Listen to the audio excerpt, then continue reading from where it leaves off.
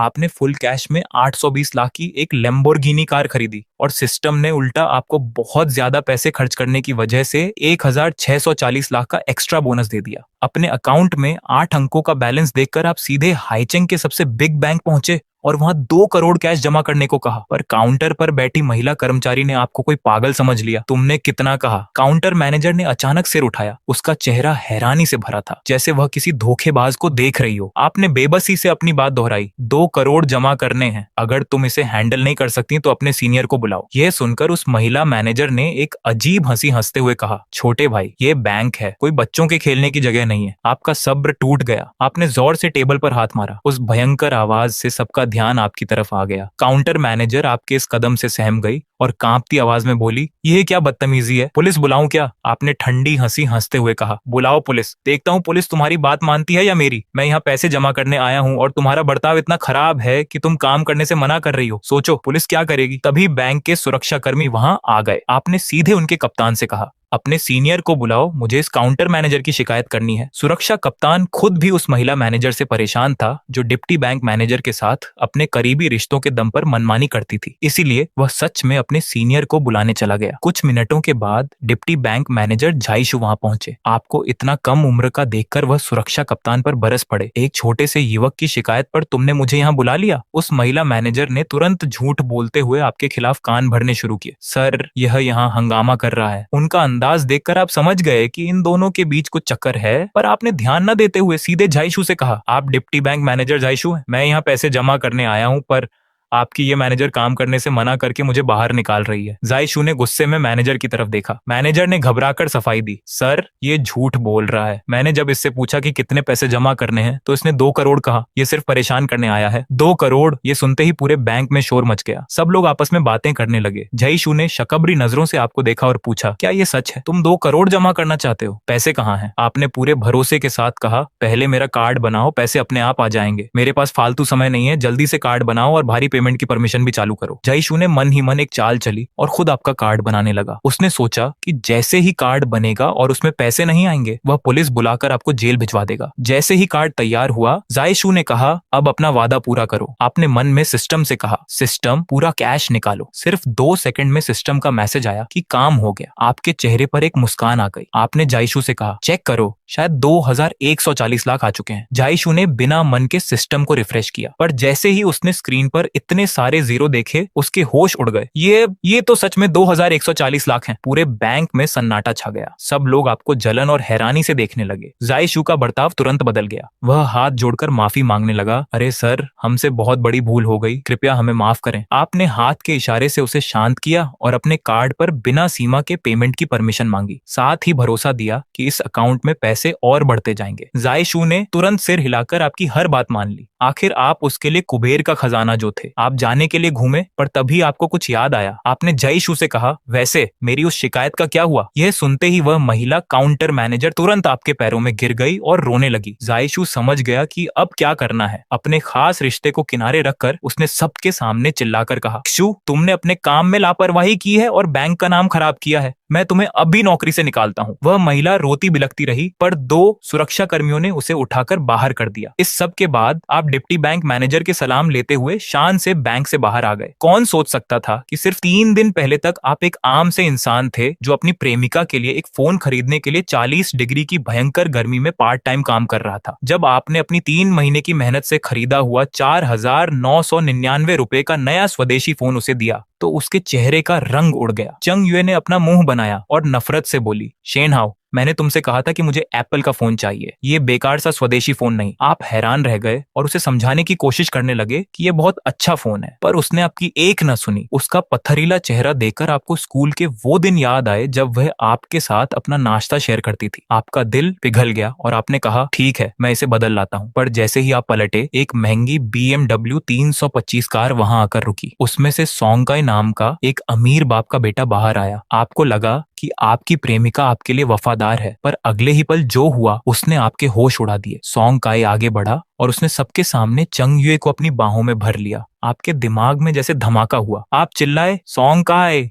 यह क्या बदतमीजी है, मेरी प्रेमिका को छोड़ो। सॉन्ग काय ने हंसते हुए कहा, तुम्हारी प्रेमिका? वह कब की मेरी हो चुकी है, कल रात भी वह मेरे साथ थी, तुम तो बस एक नौकर की तरह हो। चंग युए ने प्यार से सॉन्ग काय के सीने पर हाथ मारा और कहा, तुम भी ना, मैं तो इससे ये फोन मुफ्त में लेने का सोच रही थी, तुमने सब खराब कर दिया। ये सब सुनकर आपका दिल टूट गया, आपकी आंखों में आंसू आ गए। 3 साल का प्यार और सब कुछ न्योछावर करने का ये सिला मिला था। चंग युए ने आपके जख्मों पर नमक छिड़कते हुए कहा, ये बेकार फोन अपने पास ही रखो। सॉन्ग काय मुझे एप्पल का फोन दिला रहा है। आपने कांपती आवाज में पूछा, क्यों? तुम तो मुझसे इतना प्यार करती थी, स्कूल में अपना नाश्ता भी मुझे देती थी। यह सुनकर चंग युए जोर से हंसी। नाश्ता? शेन हाओ, तुम सच में बहुत नासमझ हो। वह नाश्ता मुझे दूसरे अमीर आशिक देते थे, मुझे वह पसंद नहीं था, इसलिए मैं तुम्हें फेंक देती थी। तुम तो बस एक फालतू इंसान थे जिसकी अब जरूरत नहीं है। जिस याद को आप अपनी जान मानते थे वह असल में किसी का फेंका हुआ कचरा थी। गुस्से और दुख से आपका शरीर कांपने लगा। तभी सॉन्ग काय ने आपके पास आकर एक और कड़वी बात कही, वैसे शुक्रिया भाई, मुझे नहीं पता था कि वह अब तक बिल्कुल पवित्र थी। उसने आपकी तरफ 500 रुपये फेंकते हुए कहा कि यह उसकी तरफ से इनाम है। आपने गुस्से में पैसे ठुकराए और कहा,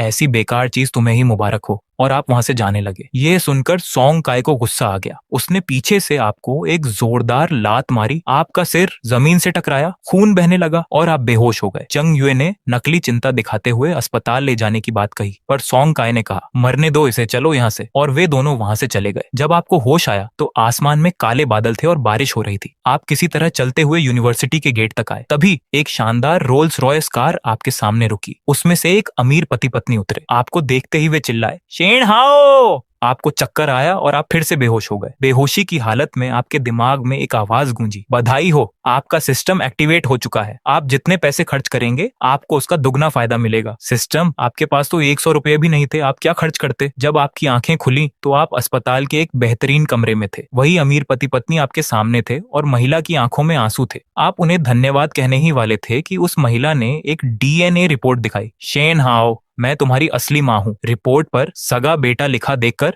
और उनका चेहरा अपने से मिलता हुआ देखकर आपको यकीन हो गया। आपने उन्हें मम्मी पापा कहा। आपके पिता शेन युआन फेंग ने आपका हाथ थाम लिया। माँ मेन फेंग ने रोते हुए बताया, 20 साल पहले हमारे दुश्मनों ने तुम्हें हमसे दूर कर दिया था। हम तुम्हें पूरे 20 साल से ढूंढ रहे हैं। आपके गले का लॉकेट ही उनका आखिरी सहारा था जिससे उन्होंने आपको पहचाना। सब सच जानकर आप उनके गले लगकर बहुत रोए। फिर आपने उस महंगी कार के बारे में सोचा और पूछा, क्या हम बहुत अमीर हैं? आपके पिता ने हंसते हुए कहा, बेटा, तुमने हाइचेंग के शन ग्रुप का नाम सुना है? हम उसके मालिक हैं। वह हजारों करोड़ की कंपनी थी। आप एक ही दिन में एक गरीब इंसान से सबसे अमीर परिवार के वारिस बन चुके थे। आपको खुशी हुई कि चंग युए का असली चेहरा समय पर सामने आ गया। आपने अपने माता पिता को पूरी कहानी बताई। आपके पिता गुस्से से लाल हो गए और बोले, उनकी इतनी हिम्मत, मैं उन्हें सड़क पर ले आऊंगा। पर आपने उन्हें रोका और कहा कि इसका हिसाब आप खुद करेंगे। तभी आपके पिता ने शर्माते हुए कहा, बेटा, बचपन में मैंने तुम्हारी एक शादी पक्की की थी, अगर तुम चाहो तो उससे मिल सकते हो। आपको डर लगा कि कहीं वह कोई बदसूरत लड़की ना हो, पर आपकी माँ ने अपने फोन में एक फोटो दिखाई। फोटो देखते ही आपके होश उड़ गए। वह और कोई नहीं बल्कि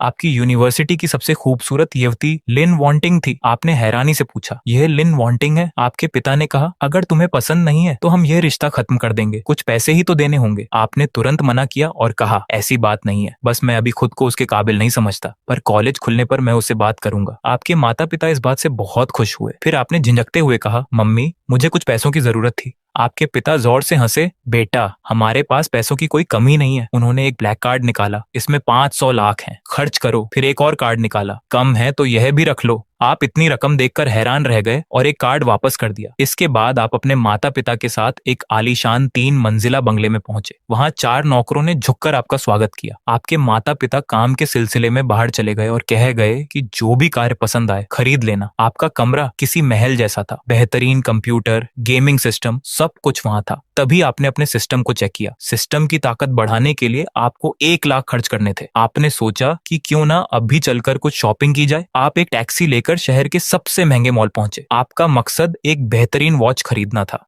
आप सीधे पाटेक फिलिप के शोरूम में गए। कर्मचारी ने आपका अच्छे से स्वागत किया। आपने उससे कोई अच्छी वॉच दिखाने को कहा। उसने एक सोने की वॉच दिखाई जिसकी कीमत 150 लाख थी। आपने उसे देखा और कहा, कुछ इससे भी कीमती दिखाओ। कर्मचारी हैरान रह गया कि 150 लाख की वॉच भी इसे सस्ती लग रही है। उसने तुरंत एक दूसरी वॉच निकाली। यह हमारी स्पेशल एडिशन वॉच है, कीमत 588 लाख। आपको वह भी कुछ खास नहीं लगी। आपने कहा, क्या तुम्हारी दुकान में इससे भी महंगी कोई वॉच है? मुझे सबसे बेस्ट चाहिए। कर्मचारी के होश उड़ गए। उसने तिजोरी से एक बहुत ही खूबसूरत बॉक्स निकाला। सफेद दस्ताने पहनकर उसने एक शानदार वॉच आपके सामने रखी। यह हमारी सबसे कीमती वॉच है। पूरी दुनिया में ऐसी सिर्फ 10 वॉचेज हैं।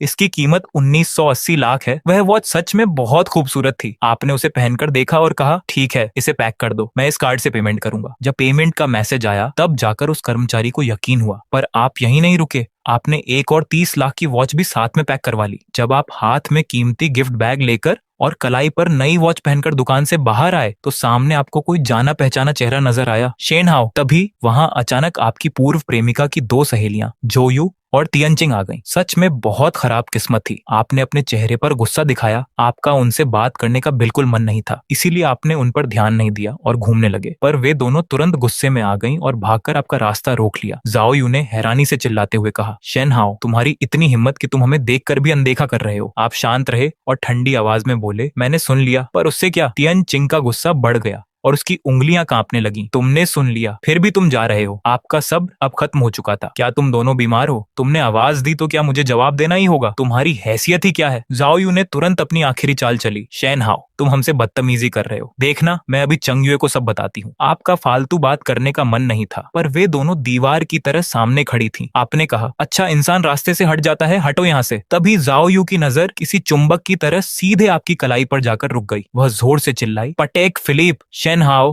तुमने पटेक फिलिप की वॉच पहनी है। आपने अपनी आंखें ऊपर की। उसे ब्रांड्स की समझ थी। जाओ यू तुरंत हावी होने लगी। तुम्हारे पास पैसे कहाँ से आए? ये सब तो चंग युए का पैसा है। तुम इतनी महंगी वॉच कैसे खरीद सकते हो? ये कम से कम 30 लाख की है। आपने मन ही मन उसकी सोच पर हंसी और एक झूठी कहानी बना दी। मेरी लॉटरी लगी है, खुद को एक तोहफा दिया है, कोई दिक्कत है? हटो अब। लॉटरी की बात सुनते ही वे दोनों हैरान रह गईं। आपको मौका मिला और आप वहां से निकल गए। आपके पीछे से जाओ यू के पैर पटकने की आवाज आई। हम अभी जाकर युए को सब बताएंगे। उससे कहेंगे कि तुम्हारे सारे पैसे वापस ले ले। जैसे ही आप कॉलेज वापस जाने के लिए एक अच्छी सी ऑनलाइन कार में बैठे, आपके दिमाग में एक बहुत ही प्यारी आवाज गूंजी, बधाई हो, आपने 2010 लाख खर्च किए, आपको उसका दुगना यानी 4020 लाख वापस मिलते हैं। बधाई हो, आपको 20 एक्स्ट्रा इनाम भी मिलते हैं। आप खुशी से झूम उठे। 2000 लाख खर्च करके आपको 2 बेहतरीन वॉचेस भी मिल गई और ऊपर से 4000 लाख का कैश भी आ गया। यह तो सबसे बेहतरीन फायदा था। पर आपको नहीं पता था कि इस समय आपकी पूर्व प्रेमिका के कमरे में हंगामा मचा हुआ था। जाओ यू और तियनचिंग गुस्से में कमरा खोलकर अंदर आई। चंग युए परेशान हो गई। तुम दोनों को क्या हुआ? इतना शोर क्यों मचा रखा है? जाओ यू ने कहा। युए, अंदाजा लगाओ, हमने हाईचेंग के सबसे बिग मॉल में किसे देखा? शेन हाओ को। चेंग यू को यकीन नहीं हुआ और उसने मजाक उड़ाते हुए कहा, ऐसा नहीं हो सकता। वह मेरे बिना सिर्फ सूखा खाना ही खा सकता है। वह इतनी महंगी जगह कैसे जा सकता है? जाओ यू ने हंसते हुए कहा, तुम उसे अब भी पुराना वाला समझ रही हो। उसने हाथ में 30 लाख की पटेक फिलिपे वॉच पहनी थी और खुद कहा कि उसकी लॉटरी लगी है। क्या? चंग युए का भरोसा टूट गया। उसे यकीन नहीं आ रहा था। उसे इस बात का सबसे ज्यादा गुस्सा था कि शेन हाओ के पास पैसे आए और उसने उसके लिए खर्च नहीं किए। पर उसने अपनी बात ऊपर रखते हुए कहा, सिर्फ लॉटरी ही तो है, क्या वह सोंग काई का मुकाबला कर सकता है? सोंग काई तो बहुत अमीर परिवार से है। पर जाओ यू की अगली बात उसके दिल पर तीर की तरह लगी। युए, सोंग काई को घर से सिर्फ कुछ हजार रुपए मिलते हैं, पर शेन हाओ के पास इस समय लाखों का कैश है। इस वक्त वह सोंग काई से बहुत ज्यादा अमीर है। चंग युए को उसकी बात सही लगी। अगर आपने वह सारा पैसा खर्च कर दिया तो वह यह बर्दाश्त नहीं कर पाएगी। उसके दिमाग में एक विचार आया। सोंग काई ने उसके लिए बाहर एक कमरा किराए पर लिया है। वह इस छुट्टी के समय में सोंग काई के साथ रहते हुए कोई ऐसा तरीका निकालेगी जिससे आपके सारे पैसे वापस ले सके। रात होने पर आप शेन परिवार के आलीशान बंगले में वापस आए। हॉल में आपके असली माता पिता शेन युआनफेंग और मेंग फेंग चाय पी रहे थे। आपने अंदर आकर कहा, पापा, मम्मी। मेंग फांग मुस्कुराते हुए आगे आई और आपके कार्ड सीखने के बारे में पूछा। आपने हंसते हुए कहा, सब बहुत अच्छा है। टीचर कह रहे हैं कि मैं बहुत जल्दी सीख रहा हूँ, 15 दिनों में टेस्ट दे दूंगा। शेन युआनफेंग ने मजाक करते हुए कहा, बहुत अच्छे। जो कार तुमने कल खरीदी है, बहुत जल्द तुम उसे चला पाओगे। मन में बहुत उत्सुकता होगी ना? हाँ। आपने शर्माते हुए अपना सिर खुजलाया और कहा कि आपको भूख लगी है। मेंग फेंग को तुरंत आपकी चिंता हुई और उन्होंने नौकरों से खाना लगाने को कहा। जब आप हाथ साफ करने जा रहे थे, आपने अपनी आस्तीन ऊपर की, जिससे आपकी नई पटेक फिलिपी वॉच दिखाई दे गई। शेन युआनफेंग की आंखें चमक उठी और वे जोर से हंसे। यह बच्चा अब पैसे खर्च करना सीख गया है। कल एक शानदार कार ली और आज एक कीमती वॉच। उनकी बात पूरी भी नहीं हुई थी कि मेंग फेंग ने उन्हें जोर से हाथ पर मारा, जिससे वे दर्द से कराह उठे। मेंग फेंग ने गुस्से में कहा, क्यों? तुम जो कमाते हो वो बेटे के लिए ही तो है। बेटे ने कुछ लाख खर्च कर दिए तो तुम्हें तकलीफ हो रही है? शेन युआनफेंग ने तुरंत हार मानते हुए कहा, अरे भाग्यवान, मैं तो बस मजाक कर रहा था। शेन हाओ पैसे खर्च कर रहा है तो मुझे खुशी ही है। मेरे बेटे को पैसे खर्च करना आना ही चाहिए। आपने बाथरूम में उनकी बातें सुनी और आपको अपने माता पिता बहुत प्यारे लगे। अगली सुबह 7 बजे आप उठ गए। यह आपकी पुरानी मेहनत के दिनों की आदत थी। डाइनिंग टेबल पर इतना सारा अच्छा खाना देखकर आपको सब कुछ एक सपने जैसा लगा। मैन फेंक ने आपको देखा और प्यार से बिठाया। शेन हाओ, मुझे नहीं पता था कि तुम छुट्टियों में भी इतनी जल्दी उठ जाते हो। आपने उनके लिए सूप निकाला। मम्मी, मुझे आदत है और मुझे 8 बजे कार सीखने भी जाना है। आपकी पुरानी तकलीफों को याद करके मेंग फेंक का चेहरा उदास हो गया। जहां दूसरे बच्चे खेल रहे हैं वहां आपने इतनी मेहनत की थी। उन्होंने अपने बैग से एक सुनहरे रंग का कार्ड निकाला और आपके हाथ में दे दिया। शेन हाओ, ये हमारे शेन ग्रुप का स्पेशल कार्ड है। उन्होंने समझाया, पूरे देश में हमारे जितने भी मॉल या होटल्स हैं वहां तुम इस कार्ड से सब कुछ मुफ्त में ले सकते हो। इन छुट्टियों का मजा लो। हम जो भी कमाते हैं वो तुम्हारे लिए ही तो है। तुम हमारे इकलौते बेटे हो। कार्ड पर अपने परिवार का नाम देखकर आपको बहुत अच्छा लगा। हालांकि आपके पास सिस्टम था और आपको मुफ्त की जरूरत नहीं थी, फिर भी आपने उनका प्यार स्वीकार किया। आपने कार चलाने के लिए ड्राइवर ले जाने से मना कर दिया क्योंकि आप ऑनलाइन सबसे महंगी कार बुक करते थे, जिससे सिस्टम का कैश बैक का फायदा मिलता था। दोपहर को कार सीखने के बाद आपको भूख लगी तो आपके मन में विचार आया कि क्यों ना अपने ही होटल में चला जाए। वहां खर्च करने से आपके परिवार का भी फायदा होगा और आपको डबल कैश भी मिलेगा। आप तुरंत शहर के सबसे आलीशान ग्रैंड हयात होटल पहुंचे। जैसे ही आप होटल के अंदर गए और काउंटर की तरफ बढ़ने लगे, आपको सामने 2 जाने पहचाने चेहरे दिखे। आपके मन में थोड़ी सी नफरत आई, पर आप शांत रहे। चंग युए अब आपके लिए कोई मायने नहीं रखती थी। आप उनके पीछे लाइन में खड़े हो गए और उनकी बातें आपके कानों में पड़ी। चंग युए सोंग काय की बाहों में थी और शिकायत कर रही थी कि उसे उस सस्ते किराए के कमरे में नहीं जाना,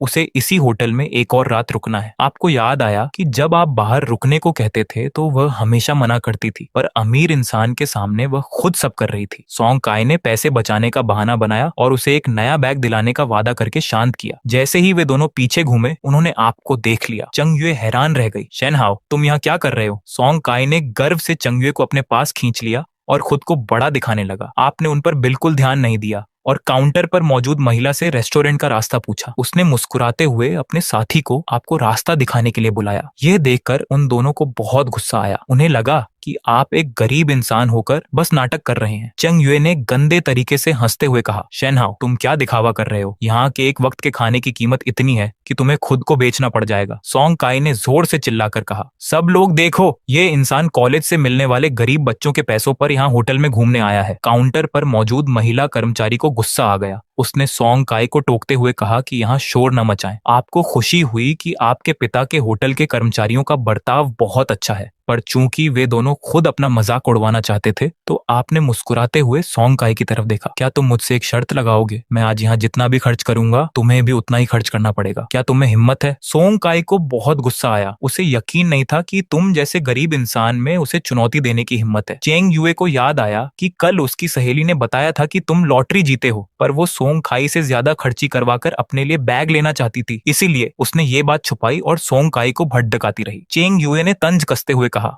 हनी, ये तो बस एक नाकाम इंसान है, क्या पता ये यहाँ काम मांगने आया हो, पर झुन्नुए हुआ होटल तो इसे वेटर भी नहीं रखेगा, इसलिए ये मुफ्त का खाना खाने आया है। सोंग काय को लगा उसने तुम्हारी चाल समझ ली है। वो अकद्दकर बोला, शर्त लगानी है तो लगा लो, पर अगर तुम हार गए तो क्या होगा? तुमने सोंग काय की बातों पर ध्यान नहीं दिया। दूर से आते वेटर को देखकर बोला, शर्त लगानी है तो लगाओ, वरना यहाँ से भागो। ये कहकर तुम सीधे वेटर के पीछे रेस्टोरेंट की ओर चल दिए और वहां सोंग काय और चेंग युए को जलता हुआ छोड़ दिया। चेंग युए पैर पटकते हुए बोली, हनी, देखो इसे, मैं इस नाकाम इंसान के सामने कम नहीं दिख सकती। सोंग काय दांत पीसकर बोला, चलो मैं देखता हूँ ये आज क्या नई चाल चलता है। दोनों गुस्से में पीछे आए। तुम खिड़की के पास वाली सीट पर बैठे सोंग काय और चेंग युए ने तिरछी वाली टेबल ली और तुम्हें घूरने लगे। तुमने मेन्यू देखा, उसमें चाइनीज और वेस्टर्न दोनों तरह के व्यंजन थे। तुमने मेन्यू बंद किया और वेटर से कहा, मैं पहली बार आया हूँ, तुम ही मंगा दो। 2 स्टार्टर, 5 खास डिश, 1 मीठी चीज और 1 अच्छी रेड वाइन। वेटर ने सिर हिलाया और एक पुरानी रेड वाइन सजेस्ट की, साथ ही बोला कि ये थोड़ी महंगी है। तुमने बेफिक्र होकर हाथ हिलाया, पैसा कोई समस्या नहीं, बस क्वालिटी अच्छी होनी चाहिए, वही ले आओ। वेटर जैसे ही गया,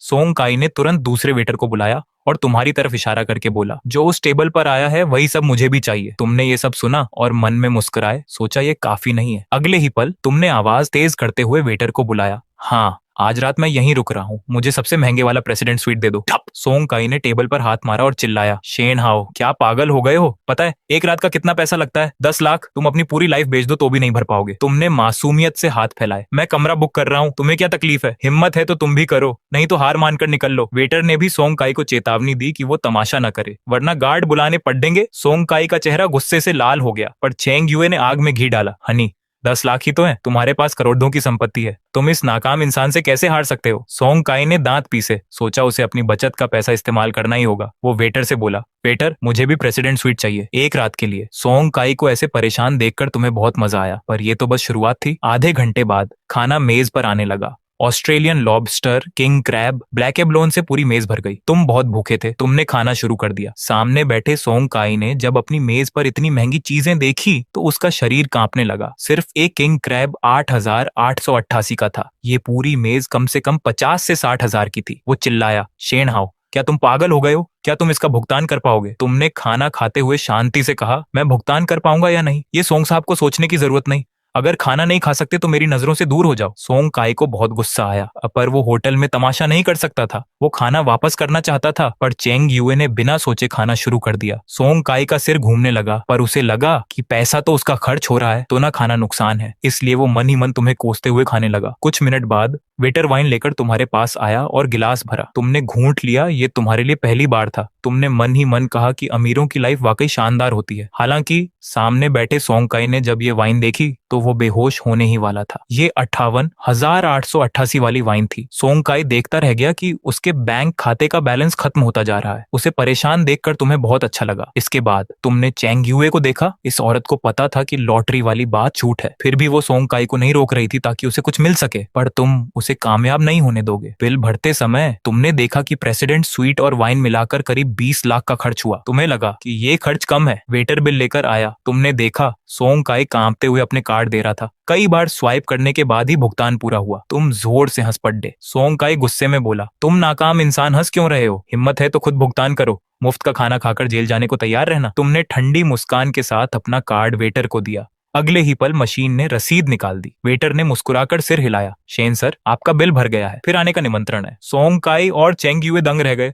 उन्हें उम्मीद नहीं थी कि तुम एक बार में 20 लाख भर दोगे। सोंग काई को यकीन नहीं हो रहा था, पर वो इस होटल में कुछ नहीं कर सकता था क्योंकि जुन्युए हुआ कि पीछे वाली फैमिली से सोंग फैमिली टकरा नहीं सकती। तुम अपना कार्ड और बाकी बची वाइन लेकर उठे। तभी सोंग काई ने सामने आकर रास्ता रोका। रुको, हार गए तो भाग रहे हो? तुमने उसे ऐसे देखा जैसे वो मूर्ख हो। मैं क्या हारा? सोंग काई ने आंखें तरेरी। शर्त हार गए तो मुकर रहे हो? तुमने ताली बजाकर कहा, हमने कब शर्त लगाई थी? तुम खुद ही पीछे पीछे आए, अब किसी और को क्या दोष दे रहे हो? सोंग काई अपना सीना पकड़ कर पीछे हटा। तब उसे एहसास हुआ कि तुम उसे 20 लाख का चूना लगा गए। पास खड़ी चेंग युए गुस्से में चिल्लाई, अपना हाथ उठाकर तुम्हारी तरफ बढ़ी। शेन हाओ, तुम बहुत बुरे इंसान हो। तुमने उसका हाथ कसकर पकड़ धा और कहा, यहाँ बदतमीजी की तो अंजाम बुरा होगा। चेंग युए हंसते हुए बोली, लॉटरी जीत ली तो क्या खुद को बड्ढा आदमी समझ रहे हो? तुम तो बस एक किस्मत वाले इंसान हो, जल्द ही तुम्हें इसकी कीमत चुकानी होगी। तुमने नफरत से देखा और कहा, तुम तो बस पैसे की भूखी हो, यहाँ से हट जाओ। चेंग युए ने हाथ छुड़ाया और तुम पर हमला करना चाहा, पर तुम बच गए और वो जमीन पर गिर गई। तुमने उसे नजरअंदाज किया और आगे बढ़ गए। चेंग युए जमीन पर हाथ मारकर गुस्सा करने लगी। तभी सोंग काई ने उसके बाल पकड़ डर ली। सोंग काई ने गुस्से में पूछा कि तुमने लॉटरी की बात उससे क्यों छुपाई? चेंग युए घबराकर सफाई देने लगी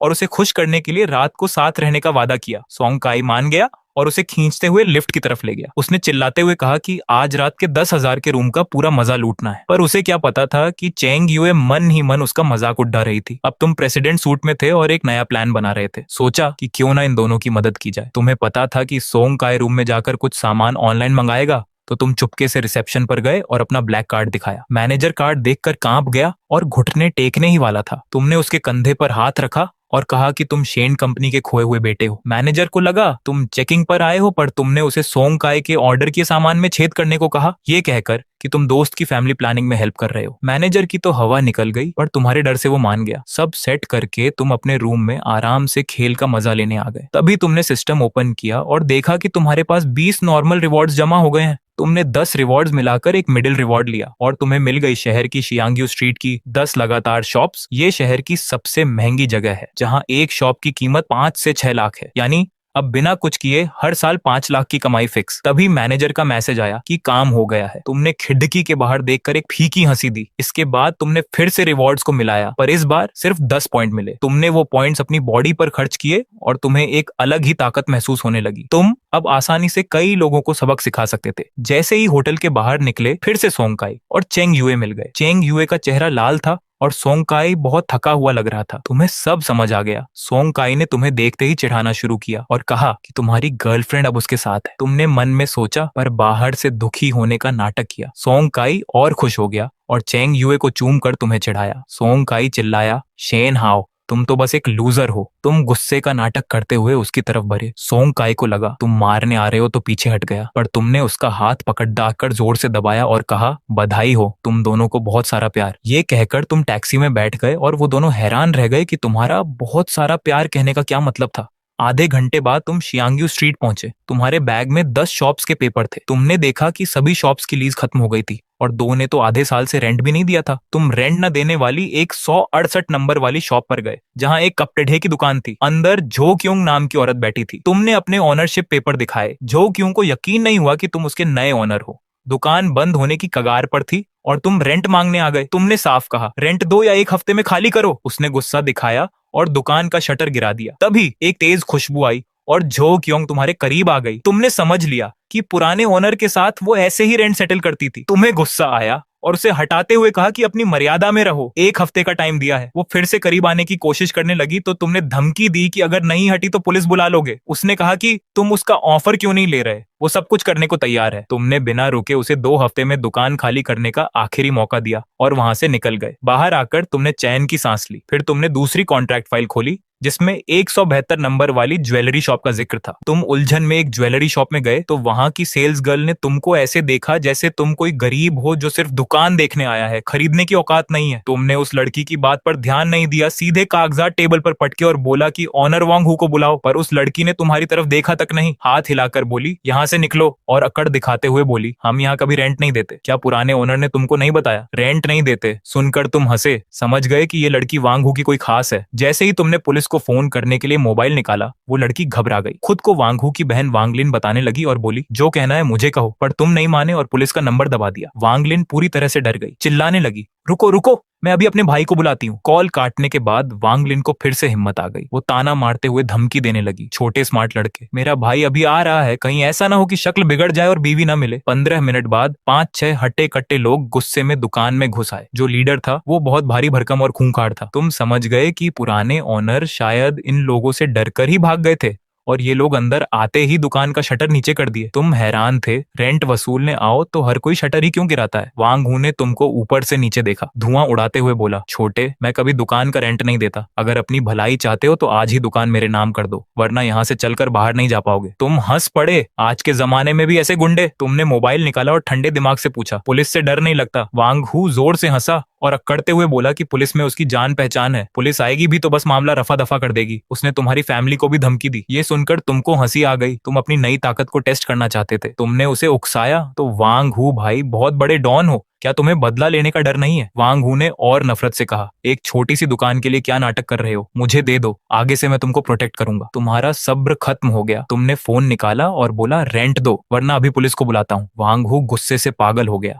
अपना हाथ उठाया और तुम्हारे चेहरे पर जोर से थप्पड़ मारने की कोशिश की। सब हंस रहे थे और सोच रहे थे कि तुम अभी पिटकर गिर जाओगे, पर अगले ही सेकंड तुमने उसका हाथ हवा में ही रोक लिया और उसे मरोड़ दिया। वांग हू दर्द से चिल्लाते हुए जमीन पर घुटने के बल बैठ गया। आसपास के गुंडे हैरान थे कि उनका बॉस ताकत में एक यंग लड़के से हार गया। वांग हू दर्द से पसीने में नहा गया था। वो चिल्लाया, कमीने, सब क्या देख रहे हो, इसे मारो। फिर 4 और गुंडे तुम पर टूट पड़े। तुमने वांग हू को लात मारी, वो सीधा अलमारी से जाकर टकराया और कांच के टुकड़ों से उसका सिर खून से भर गया। वांगलिन डर के मारे चीखने लगी। तुम्हारे पास फाइटिंग का एक्सपीरियंस नहीं था, पर सिस्टम ने तुम्हारी बॉडी को इतना पावरफुल बना दिया था कि तुम आसानी से उनका सामना कर रहे थे। बस कुछ ही मिनटों में वो चारों जमीन पर पड़े थे। तुम नफरत से वांग हू के पास गए और अपना पैर उसके चेहरे पर रख दिया। बोले, भाई अभी तो बहुत ताकत दिखा रहे थे, अब क्या हुआ? वांग हू की हेकड़ी निकल गई थी। वो माफी मांगने लगा, भाई मुझसे गलती हो गई, मैं पैसे देता हूँ, अब कभी रेंट नहीं रोकूंगा और तुम्हारी फैमिली को कभी परेशान नहीं करूंगा। तुम हंसे, ये इंसान चन युएनफेंग और मेंगफांग को धमकी देने के लायक भी नहीं है, मेरी फैमिली को छूने की हिम्मत। वांग हू पसीने से भीग गया था।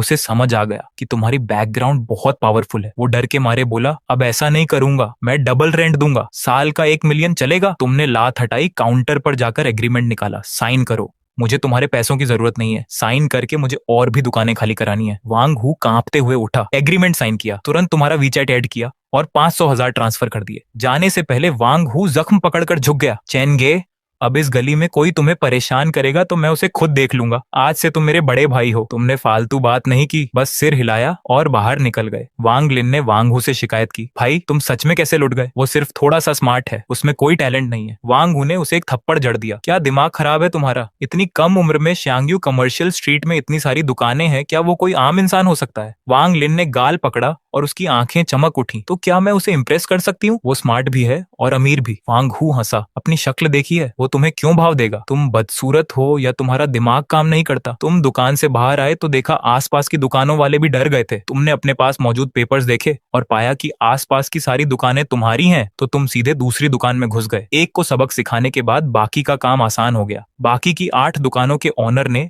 बिना किसी नाटक के रेंट एग्रीमेंट साइन कर लिया। जो 2 सबसे मुश्किल दुकानें थीं वो तुमने पहले ही हैंडल कर ली थी। वापस कार में बैठकर आज की 5 मिलियन की कमाई देख